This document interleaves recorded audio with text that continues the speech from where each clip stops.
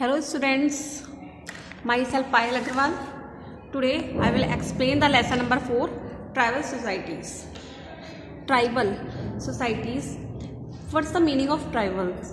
Tribals का क्या meaning होता है? ट्राइब्स कौन होते हैं? ट्राइब्स होते हैं वे पीपल होते हैं जो फॉरेस्ट में रहते हैं. ठीक है, ट्राइब्स वे पीपल होते हैं जो फॉरेस्ट में रहते हैं, जिन्हें हम आदिवासी लोग भी बोलते हैं ना, जो आदिवासी होते हैं जो जंगलों में रहते हैं.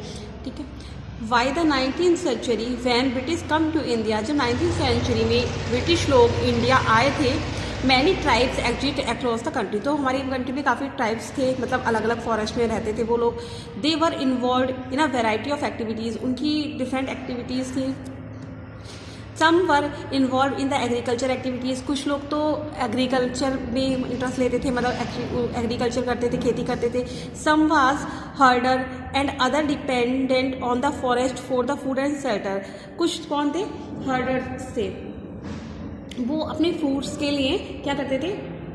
केवल फॉरेस्ट पर ही डिपेंड करते थे. They may be defined as a group of people bound together by the similar language, culture and custom.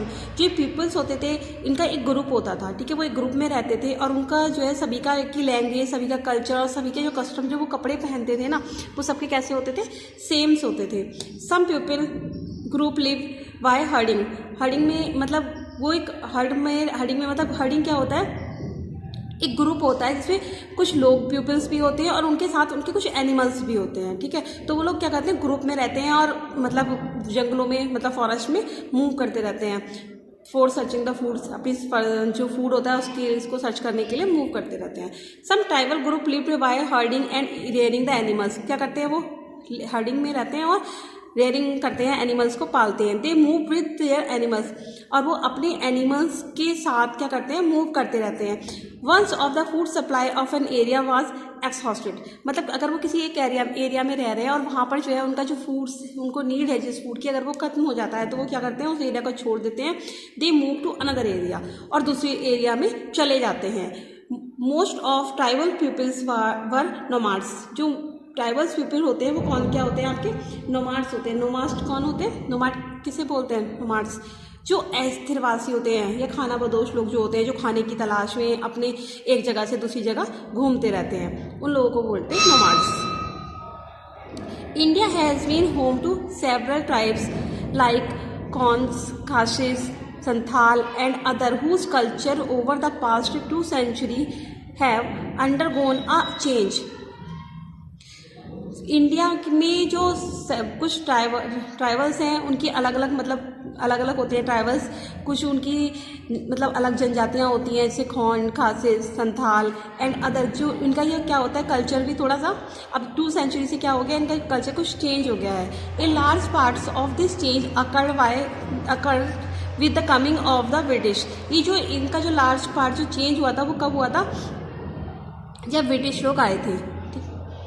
The tribes in India through early time mostly live in the forest and hills subsistence through the shifting cultivation or work as agricultural labor. जो tribals थे in India में, हमारी India में mostly कहाँ पर रहते थे? जंगलों में ही रहते थे. ठीक है, और हिल स्टेशन जो होते हैं ना, यहाँ पे हिल होते हैं, वहाँ रहते थे. और क्या करते थे? वो शिफ्टिंग कल्टिवेशन करते थे और एज अ लेबर लेबर की तरह भी वर्क करते थे. किसमें? एग्रीकल्चर में. जो शिफ्टिंग कल्टीवेशन था, इसमें शिफ्टिंग कल्टीवेशन है. ये शिफ्टिंग कल्टीवेशन में क्या होता है? ये लोग क्या होते हैं? नोमाड्स होते हैं, मतलब एक जगह से दूसरी जगह ये मूव करते रहते हैं अपने खाने की तलाश में. शिफ्टिंग कल्टीवेशन क्या होता है? इसमें क्या था कि जो फॉरेस्ट का एक एरिया होता है, ठीक है, तो उस फॉरेस्ट के जो एरिया के जो प्लांट्स होते हैं ना, ऊपर से कट कर दिया जाता है और उन प्लांट्स को कट करने के बाद उनको जला दिया जाता है. तो वो जो उनकी जो लैंड होती है ना, जो फ्री हो जाती है, उस लैंड पर क्या करते हैं? जो फिर जो प्लांट्स को ये जलाते हैं, उनकी क्या आश बन जाती है, राख बन जाती है, उसको क्या करते हैं? मिट्टी में मिला देते हैं. ये लोग जो होते हैं नेचुरल पे डिपेंड होते हैं, सीधे नेचुरल पे डिपेंड होते हैं ना, प्रकृति पे डिपेंड होते हैं. इनके पास कोई फर्टिलाइजर्स वगैरह तो कुछ होते नहीं है, तो वो उसमें मिक्स कर देते हैं. उसके बाद जब बारिश आती है ना, तो वो उसमें उस सीड्स को बो देते हैं. ठीक है, सीड्स लगा देते हैं और जो इनकी जो फसल होती है, जो इनकी क्रॉप्स होती है, वो रेडी हो जाती है.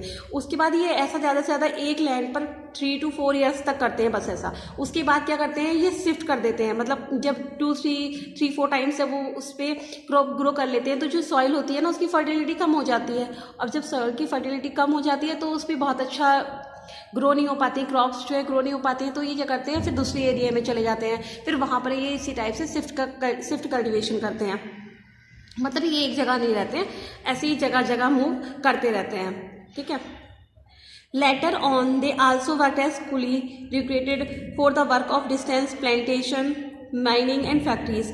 और बाद में ये लोग क्या करने लगे थे, कुली की तरह भी वर्क करने लगे थे, और प्लांटेशंस का वर्क हो गया आपका, माइनिंग में और फैक्ट्रीज वगैरह में वर्क करना स्टार्ट कर दिया था। पर ये लोग क्या करते थे, मोस्टली फॉरेस्ट में ही रहना पसंद करते थे, नेचर पर ही डिपेंड रहते हैं।